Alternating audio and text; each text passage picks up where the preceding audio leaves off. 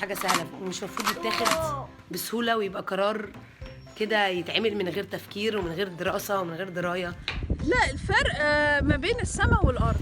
والله قبل الجواز بتكون حرة نفسك، لكن بعد الجواز بتهتم بقى مصاريف بيت وولاد، وبعد كده العيل يكبر يخش مدرسة ولا قدر الله عيد دكتور. كان قبل الجواز يقولوا زادوا المغفلين واحد.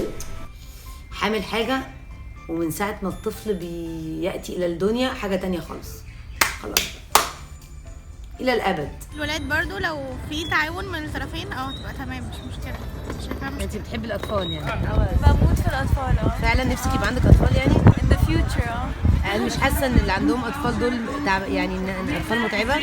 لا، my sister has a kid. هي أختي عندها طفلة. الموضوع متعب بس it's sweet يعني it's cute. أنا بشوف قد إيه بتتعذب بس مبسوطة at the end of the day. صعب بس صعب in a good way يعني. الناس اللي مش مخلفه اللي تقول لك اصل انا عارفه انا بعمل ايه، يعني انا لما يبقى عندي عيال عمرهم ما يبقوا عاملين كده، بجد هيبقوا بيرفكت. وانا شايفه الحياه بيرفكت، مواعيد نوم معينه، مواعيد صحيان معينه، اكل معين، كله اورجانيك، هعمله كله في البيت هوم ميد، مش هاكله اي حاجه من بره، ومش هجيب مساعده خالص، هبقى انا لوحدي تماما.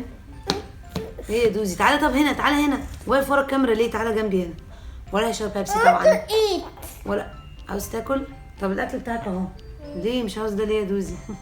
ما تاكله ده اورجانيك.